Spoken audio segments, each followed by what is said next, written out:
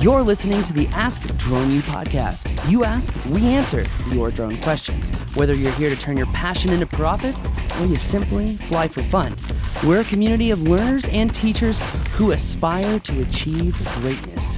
We are Drone U. Are you like many drone pilots? Were you excited to get your first drone? You didn't really do the research necessary to fly that drone, and now you've got a broken drone lying on the kitchen table, and you're wondering how to explain to your wife how that $1,000 disappeared? Well, don't worry, we can solve your problem. Check out my friends at unmannedsas.com/DroneU. Why? Because they're a veteran-owned company that fixes drones, so you won't have to go whining back to your wife about how you wasted $1,000. Now, you can check out my friends at unmannedsas.com/DroneU. Pay a solid $29.95 to diagnose your drone to find out what's wrong and what needs to be fixed. If you end up getting the drone serviced, they're going to give you $20 back on that credit towards the repair of your drone. Frankly, if you ask me, it's a great viable option to get your drone fixed, whether it's DJI, 3DR, Unique, whatever drone it is, as long as it's one of the major manufacturers, chances are they can fix it. So make sure to check them out. unmannedsas.com/DroneU. Well, guys, welcome to another awesome episode of Ask Drone U. My name is Paul. My name is Rob, and this is episode number 413. Thanks for hanging out with us. We appreciate it very much. Hoping you're having a great week. We do appreciate it very much so. We also appreciate those reviews. We appreciate you guys shouting us out on Twitter and Facebook. It means so much to us because we're passionate like you. We love drones and we love to fly. And the only way to advance this industry is through knowledge and education. If you can be a voice, please do. Please let someone know. If you see someone flying at a park and it just looks like they don't know what they're doing, just be like, hey guys, check out Drone U. They're going to help you elevate your experience, and you're going to be a lot safer and help everyone as a whole, because every drone operator's actions will have an equal and opposite reaction on the industry. So, absolutely. With that being said, thanks again, guys. I'm excited to be here, excited to have you guys. I hope you're practicing. I hope you're out there making connections. I hope you're out there meeting your goals. If you're not, then you need to become a Drone U member. But I'm excited to talk about the question today, Rob. It's a good one. It's a tough one, but I think we're prepared for it. Well, then, play that B. Hey, guys. Love the podcast. I am contacting you guys in regards to waivers, mainly the controlled airspace waiver. I live in New York City, and the real estate market here is booming. There is a lot of potential for clients and real estate, high-end development, construction, you name it. A lot of use for aerial photography, videography, surveying, etc. Endless possibilities. However, New York City, I would say about 3/4 of it, the outlining boroughs included, is controlled airspace.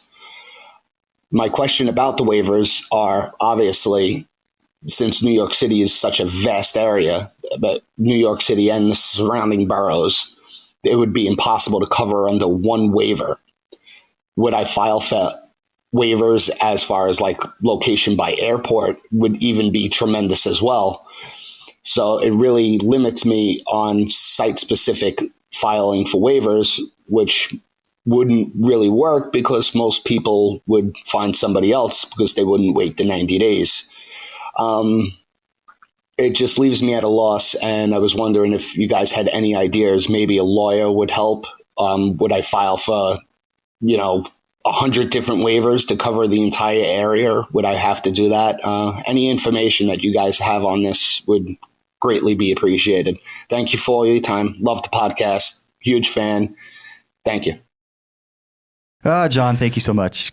Great question. And there are people all over the country dealing with this very issue, cities all over the place. And it's frustrating, Rob. It is frustrating. It's challenging. It's challenging. It's a bear.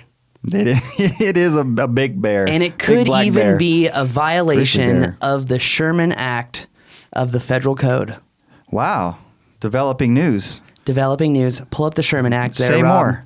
Pull it up. So I just want to say really quick, I just got out of an FAA meeting literally a few hours ago before we started recording this podcast, talking about this very issue. I had requested, as many of you know, if you're not familiar, Airspace waivers in the portal has been an issue for a long time. I've written articles about it.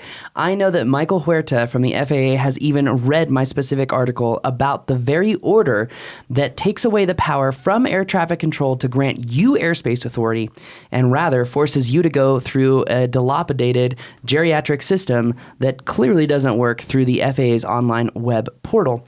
And it's not only frustrating drone pilots, it's also frustrating those that work at local FAA offices because normally they're the guys that handle the exemptions, the COAs, to fly in restricted airspace and whatnot, and they're familiar with local areas. Well, FAA Washington has taken that power away. And many people have been unable to get the necessary permission to fly in restricted airspace. Right. And frankly, a lot of the guys that want to fly safely and responsibly are losing jobs every single day to people who are going out and saying, you know what, the FAA can't enforce this. I'm going to go out. I'm just going to fly it, whatever. Well, there have been some enforcements, but in real truth, they're right. So well, yeah, I mean, there have been some enforcements, but it's probably, I mean, who knows what the percentage is, but less than 0.1% of activities less than 100th would of 1%. deserve enforcement. Yes. Yeah. Well, I know of one story right now where they find a guy $20,000 for an unregistered drone. He was a hobbyist flying in restricted airspace. Right. Skypan, it's funny, in that meeting, he's like, oh, well, did you see we find Skypan? Like, that's relevant. Tell your listeners about that. I'm like, it's not really relevant. That was pre-107. Yeah. So it's really interesting. I just got off the phone with them because I'm like, look, guys, we're borderline. You guys are borderline breaking the law. That's what the Sherman Act is. Do you want to read the Sherman Act really quick? Just what it is in general? Maybe the little intro paragraph, not the whole thing. I know you're probably reading it. First of all, it's from 1890. Yep. Crazy. Yep. All right. So it's designed to curb concentrations of power. That's right. Okay, very important phrase. That interfere with trade and reduce economic competition. Yes. Okay. All right. I'm going to get into the nitty-gritty details. So essentially, the Sherman Act states that it essentially states that no one can create a practice or laws that impede the open market economy. In fact, I believe it says it's also referred to as the competition laws are statutes developed by the U.S. government to protect consumers from predatory business practices by ensuring that fair competition exists in an open market economy. Wow, interesting, right? Well, I have heard from a little birdie in the air that we are actually going to see a lawsuit against the FAA this month with the Sherman Act mentioned because they are violating the antitrust law. So here, I'm going to play devil's advocate if you'll allow me. Play it, baby. What is that going to solve? Because as I understand it, what did the John Taylor case solve? Yeah, nothing yet. Yeah, come on, Rupert. What are you doing, man? So my thing is I think we've been told that they understand what the issues are, right? And they are efforting towards a solution. The bottom line is they don't have the resources. There's not enough ATC folks. There's not enough resources to build it all went into Obamacare, right? So there's no more billions left for this because it all went in to create that system. Being facetious there, obviously. But the point is, we're being told that there's not enough resources to build the kind of infrastructure or back-end system that would be necessary to make this more of an automated process, which would be fantastic because then the answer to John's question would be easy, right? It would. Go online, put in what you're trying to do. It automatically. And if there was instructions like the UAS maps that everyone has been waiting to see, well, I got information on that as well today, which we'll talk about here in a second. But here's what the original text of the Sherman Act says, what it comes down to. Every contract, combination in the form of trust or otherwise, or conspiracy in the restraint of trade or commerce among the several states or with foreign nations is declared to be illegal. Yeah. Now, to answer your question, what would it really do? I don't know. Maybe it would get Trump fired up. I don't know. I would love to see that. I would love to see him do something about this. But in all honesty, what would it do? We don't know. This is something that we're going to have to see play out. Now, let's get back into what we've been told in the last couple weeks, right? They're supposed to have, Kevin Morris came on the show from the FAA. We're supposed to have this app that will tell us whether we can fly instantly or not. Mm-hmm. It's not there yet, right? that map, the basis of building that application were these little maps that each individual air traffic control tower was creating for their airspace and then sending to Washington. Well, some people got a hold of these maps early in the day, right? Even Kevin Morris said, well, try to do this, try to do that. He was essentially trying to explain the maps without giving away the farm. Sure. Which he should have just gave the farm away. But I like Kevin, so I'm not going to give him a hard time. And he is a true advocate for us. That being said, it's mind-boggling to me. I mean, it's mind-boggling to me what this is all doing. But if we had these maps, we could have the instructions to fill out the online portal. The whole 90-day thing is ridiculous. No one ever gets 90 days to fly. It's beyond not practical. Exactly right. It is beyond not practical. That being said, I went to try to figure out, well, how can I get around this? I want to file the waivers. I want to be able to fly. How can I do this? I talked to FAA and we talked about, should I file one waiver, multiple waivers? I asked for the maps, and do you know what they told me? What? The maps are now outdated. They're creating new updated maps, and they have a plan to release them to the public, but the plan has not been finalized. So they plan to release. So under the current system, the current maps, what does somebody like John do? Here's what I'm doing. How about that? Okay. I went to local FSDO. Mm-hmm. I told him the places I wanted to fly. He said, well, let's try to keep it to this elevation, do this. Let's group them together. And, I have a waiver from the local area, and I'm going to be sharing that as well in the application and talking about what we're going to do to mitigate risk, because that's really important. The FAA wants you to hold their hand and say, this is how I'm going to do this. Right. So this week I'm sitting down to find out what those points are that the FAA wants to hear. Okay. But what I'm being told is, as long as I'm essentially a nautical mile out and I don't want to go over 150 feet, I should be okay. Now, that being said, I don't know if that's true. Well, and I wonder if that's actually practical for somebody like John who's trying to do this in New York City. And is FSDO even going to be open to the public coming in and sitting down with them? I don't know if there's too many people that would want to do that. You have to schedule an appointment to even get into FSDO. It's a locked, it looks like a prison. Yeah. So he should at least start there. And what I'm hearing is, and we've been saying this for a long time, is you've got to do this the right way, or in a way that will actually be effective, is develop a relationship with your local folks. Totally. I don't know, but I'm thinking it might be more difficult in a place like New York City. Maybe not. Maybe they've got enough agents there that they have the capacity to deal with. Doubtful. It is doubtful. There's one in Albuquerque. Right. And that's my contact. And so I'm thinking, okay, does that mean there are 10 in New York City? No, I that don't means know. there's 2. Right. That's right. So, but the bottom line is, what you're suggesting is that somebody like John reach out to them because the rules just aren't clear. No, the rules are very clear. In fact, I want to challenge this, but I don't want to be that guy. I'm going to just say it. I don't want to be that guy. But the rule and the law says 107.41 says in order to fly in restricted airspace, you need the clearance of air traffic control. That part is clear, but how to get that isn't clear. So, and then that begs the question of, remember, we go back to these rules and guidelines that, regulatory agencies write, and how much legitimacy do they really have? Because are you really breaking the law or not, as long as you get air traffic control's permission? And I say that because in the very beginning, right when they announced the portal, I had a huge job in Florida, massive job in Florida. No, this is going down one way or another. Mm-hmm. And I called the tower. And you know what I said to him? I said, my name's Paul Aiken, November 703 Delta Uniform, and I'd like to fly up to 150 feet. Here's my location. I know that you guys have been instructed to do one thing, and the portal's there, and they say they need 90 days. In all honesty, this is about safety. And I want you to know that I'm going to yield to manned aircraft, and I want to know if this is an unsafe flight and you think I shouldn't fly it or not. And if, with your permission, I would like to move forward with this. Again, my maximum altitude, my location, my radius, here it is. What was your maximum altitude in that case? 150. Yeah, so not very high, obviously. I never go over 150 unless it's for a live stream. Yeah. And then it's just hey, here we are, blah, blah, Right. But in commercial instances, Marriott job, 184 feet. Yeah. That was the highest point. So not Why high. would you want to go any higher than that? You lose perspective. Right. And it's funny, even I mentioned this again, in Arizona's Realtor Association statistics about which photos sell the most, it's drone photos from 20 feet over the roof line. Mm-hmm. Just enough to show the house and a little bit of the neighborhood. That's it. Just no reason to go high. And I would think that the FAA will start to get a sense of that maybe sooner rather than later, that the pilots that are calling for permission understand that, and we're not asking to go high and do crazy stuff. We just want to follow the rules and get the permissions that we need to get.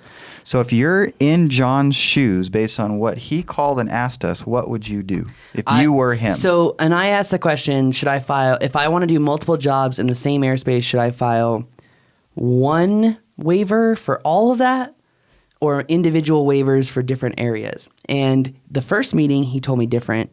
He said, do multiple. And then today, he said, do just one. And I think that he probably talked to someone in Washington and they're overloaded, and that's why he said just one.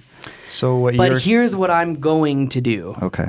I'm going to put all of them on one, and then I'm going to send each one in individually after that, because we now know confirmed that there is zero system for the airspace waivers. There is zero system for authorizations.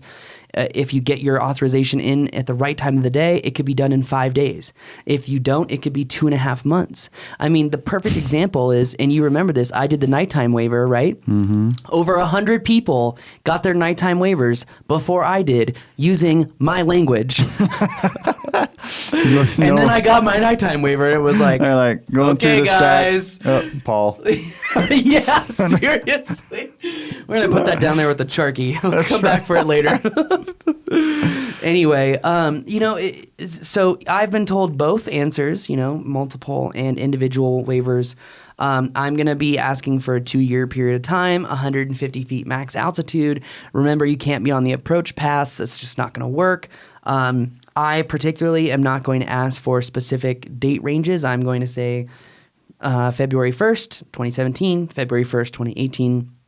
These specific areas, these specific heights, all the jobs will follow this specific etiquette and rules, blah, blah, blah, blah, done deal. Mm-hmm. And the way that I know that these waivers are not standardized either is this. We've seen 2 waivers in the exact same airspace with completely different rules. Mm-hmm. There is no rhyme or reason to them at all. President Trump, I hope you're listening to this, because honestly, sure he is. Yeah, well, I've reached out to his transition team on UAS, so they know. Anyway, sorry, I'm fired up about this because it's reason. such BS. And when I talked to the FAA and I said, well, I heard a rumor that someone's going to file a lawsuit against you guys for this whole thing. And he's like, rumors are true. It's happening in the next couple weeks. So the FAA is about to be sued for exactly what we just talked about, which is inhibiting commerce in the United States with this. Yeah. And that's great. I just think, okay, we'll see what happens from it. Well, but you're suing the government, so. Yeah. So, how Good long luck. is that going to take, and much money? And I mean, David Boggs in the whole federal case with shooting the drone has cost him $80,000. Yeah. At least he has the money. I just want to hear that. I don't want to be naive, but I want to hear that they're working on it, making. Well, that's what Kevin said. They're working on it. A good effort. That's what they said, that they're working on it. But when are change? I mean, this is why DOT wrote the report they did, the scathing report. Yeah. And I talked to the guy on the phone from FAA. I said, that people see this and they're like, I'm just going to fly it anyway. And I said, I don't want to say that, but that's what people are doing. Mm-hmm. I said, it's not everyone, but people are doing it. And I said, because they know you don't have the resources. And he's like, well, we can still do an enforcement if we're notified. And I'm like, yeah, but remember we talked about you having resources, and you just said you didn't have any. And right, it's but by the way, if you do fly and you do it illegally, like Paul just described, there are people out there that don't like drones that might report you. Oh, the chances of you being reported are actually pretty high. Yeah, so just be aware of that. Because this industry is self-policing itself, which is such a good thing to see. Mm-hmm. Because if we want to protect our interests and our licenses and them actually have a value, we have to do that. Yeah. Now, that being said, you asked the question of what would this case really do? And it could really put the question on the validity of the rules as is right now. It could put enough pressure because this is not a law we're talking about. This is just an order from Miss Heather, who God only knows why Heather wrote this order. But that being said, this could be taken off the books, boom, just like that. So it could create enough pressure to do that. Now, drone registration with the John Taylor case was a law they came out with, Part 48, 14 CFR, boom, boom, boom. You know, that was a more significant kind of thing to happen. Sure. With Order JO 7200.23, they could literally wipe it right off the page tomorrow. Yeah. And in fact, we have already seen an updated JO 7200.23A. It's coming, people. Seriously. I'm fighting this battle for you guys, for myself, and for the drone community as a whole, because seriously, I love to fly. Yeah. And it's a great, fun way to make a living, as all of you know. It's the best way to make a living. Tell me, okay, hold on. Name a job that's like this one. Ready? You get to travel to warm places in the winter, hang out with cool people doing extreme sports. You get to go to nice, beautiful hotels. It's completely paid for the whole time you're there. Then you're paid for on top of your time on that, normally in the thousands of dollars per day in other foreign places. And if you're doing it abroad, there's no tax on foreign income until it reaches over $100,000. So let me ask you the question. What job lets you be out in nature, fly tools, sorry. Oh, yeah. Bite your tongue. Yeah, bite my tongue, boy. Gonna set us back. No. And what job allows you to travel, set your own schedule, go to amazing places, truly experience these places? I don't mean tourism, I mean explore. Okay? I don't mean you just took some tour down to the little downtown area, went to the shops, everything's cool. No, I mean you explore. When you can name another job like that, I will stop preaching about living the drone life. But if you're ready to live the drone life, droneubook.com. Get started now. And on that note, we hope we've answered your question, John. If not, give us a call back. I'll summarize. Let us know. I'll summarize. I would do multiple waivers. I would do one big one and a bunch of small ones. I would ask for all the areas that he thinks are relevant based on the clients he's created. I would go to a very minimum altitude, like 100 to 150 feet. I would just keep sending the waivers in. Yeah. So when you set no system or standard and you're the government, come on, guys. I mean, luckily it's the FAA. It's nothing. At this point, that's really all you can do. Yep. I mean, that is pretty much your option. This is to quote unquote comply. Yeah. You know, and I'm just gonna say it, guys. You know, I'm excited for this to change. I think it is going to change. It's gonna be a long, difficult process. It's gonna suck. People are gonna act illegally, and it's up to you to create those relationships with FSDO, like you said, because down the line they could pay off tenfold. Yeah, and I would just add, Paul, that there's got to be some level of understanding here in the sense that we're dealing with an industry that is moving really, really quickly in terms of just methods of doing the work. The drones are becoming more sophisticated every single quarter, however you want to put that, all within the infrastructure of a behemoth of an agency that is used to acting slowly. So you're kind of merging those two. So we've got to keep fighting and advocating, understanding what the reality is and trying to make the most of it and push it along as quickly as possible. You can keep driving blindfolded, but at some point you're going to reach a cliff. Deep stuff. Still waters run deep. I'm Rob. And I'm Paul. And on this crazy symbolic ending to the show, thank you for listening. And I'd love to hear your comments on this. So if you're watching on YouTube, please leave your comments below. If you're a part of our Facebook group, please let me know what you think about this show. I literally got this information today. I know this show is going out probably Wednesday or Thursday, but it is Monday, 4 p.m. Mountain.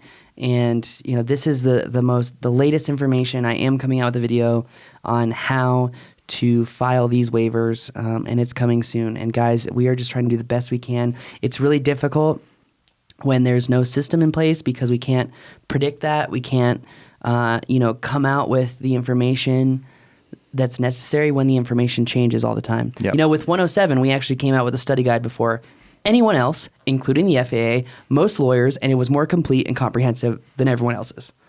And it was just like, because we had something to predict, we had the law. 107 was there. It is law. The order is an order. It's not a law. Yeah. So we're dealing with a whole new monster, and she ain't pretty. No, she's not pretty. No, she's not. But thank you guys for listening. Do appreciate it. My name is Paul. I'm Rob. This is Ask Drone U.